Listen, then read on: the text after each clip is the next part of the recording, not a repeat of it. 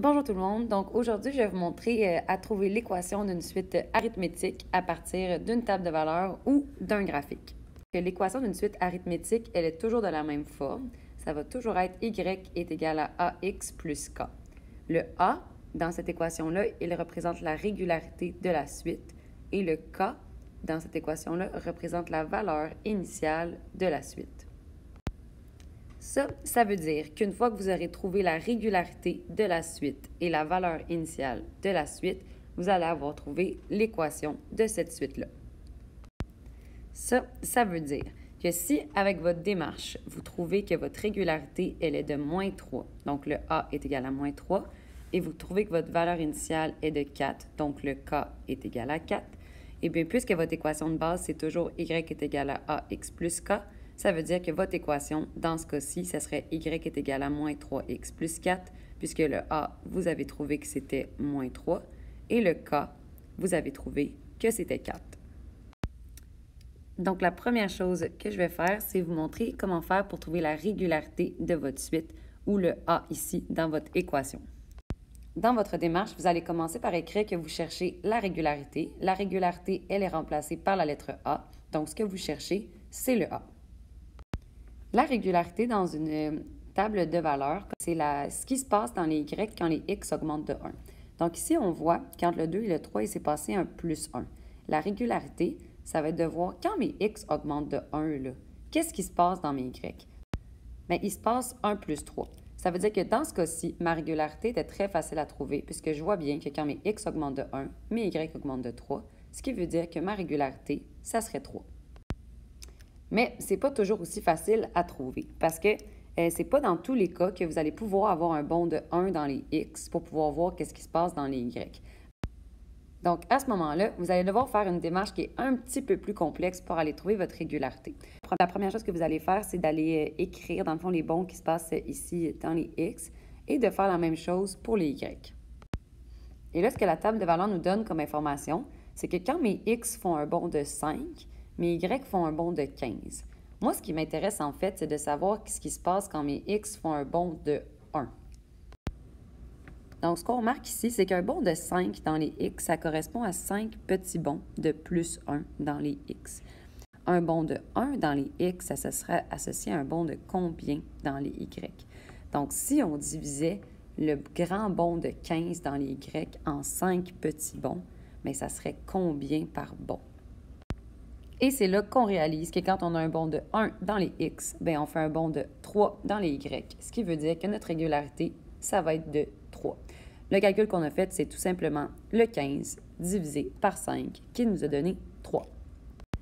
On aurait pu faire le même calcul avec le 6 et le 2, puisque 6 divisé par 2, ça nous fait aussi 3, et que 9 divisé par 3, ça nous fait aussi 3.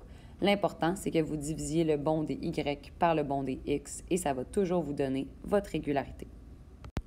La démarche, ça ressemble à quoi? Bien, ça ressemble à ce que tu as fait là, c'est que tu as divisé la variation des Y. Variation, tu peux remplacer ça par le symbole delta, par la variation des X. Ça signifie le bond des Y divisé par le bond des X. Et on voit bien que ma régularité, elle est de 3. Maintenant, on va aller regarder dans le graphique comment on aurait pu aller faire pour aller trouver notre régularité. La définition de la régularité ne change pas. Ça reste que la régularité, c'est la variation des Y quand les X augmentent de 1. Donc, si on part d'ici d'un point qui était sur la droite, on aurait pu partir de n'importe quel point qui est sur notre droite. Mais si on part de celui-là, quand on avance les X de 1, qu'est-ce qui se passe dans les Y? Donc, de combien ça varie? Eh bien, on voit que pour aller rejoindre la droite, on doit augmenter ou faire varier nos Y de 3. Donc, notre régularité, elle est ici aussi. Donc, on voit que notre régularité, c'est de plus 3. Et on pourrait continuer comme ça. Si vous voulez être certain, vous pouvez en tester un deuxième. Donc, quand on augmente nos X de 1, qu'est-ce qui se passe dans nos Y? Comment ça varie pour atteindre la droite? Eh bien, pour atteindre la droite, il faut qu'on augmente nos Y de 3. Ce qui veut dire que notre régularité va être de 3. Par contre, ça se pourrait que parfois, votre axe des X ne soit pas gradué avec des bonds de 1. Donc, ce soit plus difficile pour vous d'aller voir ce qui se passe dans les Y quand les X varient de 1. Donc, la définition de la régularité ne change pas. Pour la trouver, il faut faire la variation des y divisée par la variation des x. Ici, on voit que quand les x varient de 2, bien, les y varient de 6. Donc, ce qu'on va faire comme calcul, c'est tout simplement 6 divisé par 2, qui va, encore une fois, nous donner notre régularité de 3. Essayez pas de le chercher approximatif. Là, en essayant de faire, si je faisais plus 1, ça serait environ plus combien? Parce que ça se pourrait un jour que ça vous donne une fraction puis que vous n'ayez pas la fraction exacte si vous l'approximez. Donc, vous vous fiez au point que vous voyez dans le graphique. Donc, on voyait bien ce point-là, on voyait bien ce point-là. C'est avec eux qu'on va travailler. Maintenant que pour la régularité, c'est terminé, je vais vous montrer comment faire pour trouver la valeur initiale ou la valeur de K. La valeur initiale, c'est la valeur de Y lorsque le X est à 0. Donc, il y a des moments où est-ce que vous allez être vraiment chanceux, puisque dans le graphique ou dans la table de valeur, vous allez pouvoir voir cette valeur-là de la valeur initiale tout de suite, sans faire aucune démarche. Donc, en voici 2 exemples. Donc, dans le graphique ici, on voit que notre droite, elle passe par le point qui est ici, qui est à 0,1. La valeur initiale, en fait, c'est la valeur de Y lorsque le X est égal à 0. Puisque ici, le X est à 0 et le Y est à 1, ça veut dire que la valeur initiale de notre suite sera de 1. C'est un peu le même principe pour ce qui se passe dans la table de valeur ici. Dans la table de valeur, on est chanceux, on le voit, que la valeur de Y lorsque le X est à 0, c'est 1. Ça veut dire que notre valeur initiale ou notre K sera de 1. Lorsque ces situations-là vous arrivent, vous n'aurez pas besoin de faire de démarche pour votre valeur initiale. Par exemple, vous allez avoir fait votre étape 1 pour votre régularité, il y a une démarche, mais pour la valeur initiale, vous allez pouvoir tout simplement écrire que le K est égal à 1. Par contre, vous pouvez vous imaginer que vos tables de valeur ou vos graphiques ne seront pas toujours aussi gentils. Donc, des fois, vous ne pourrez pas voir la valeur initiale dans votre table de valeur. Vous n'aurez pas la valeur de Y lorsque le X est égal à 0. À ce moment-là, vous avez 3 façons différentes de trouver votre valeur initiale. La première méthode pour trouver la valeur initiale, c'est une méthode qui est très algébrique, mais qui fonctionne très bien. Et vous allez pouvoir l'utiliser jusqu'en secondaire 5. En fait, vous pouvez vous imaginer que vous venez de trouver votre régularité et maintenant, vous êtes rendu à votre valeur initiale. Donc, ce que vous allez faire, c'est que vous allez commencer avec l'équation de base d'une suite arithmétique qui est Y est égal à AX plus K. Ce que vous cherchez, vous, en ce moment, c'est la valeur initiale. Donc, vous cherchez le K. En ce moment, c'est impossible pour vous de trouver le K puisque vous avez 3 autres inconnus. Mais en fait, ce qu'on va faire, c'est qu'on va trouver une manière de remplacer le Y, le A et le X par certaines valeurs pour que vous ayez seulement le K comme inconnu et que vous puissiez l'isoler. Donc, la première étape, c'est l'étape qui, selon moi, est la plus instinctive. On vient, dans le fond, de trouver que notre A était de 3. Donc, notre régularité, c'est de 3. Donc, vous allez remplacer votre A par 3. C'est bien beau tout ça, mais on a encore 2 inconnus, le X et le Y. Donc, vous allez aller remplacer le X et le Y par une valeur de X et de Y dans votre table de valeurs. Donc, vous pouvez choisir un couple de X et de Y à remplacer ici dans votre équation. Moi, j'ai choisi de remplacer mon X par 2, mon Y par 7, mais j'aurais pu choisir mon X par 7, mon Y par 22, mon X par 9, mon Y par 28.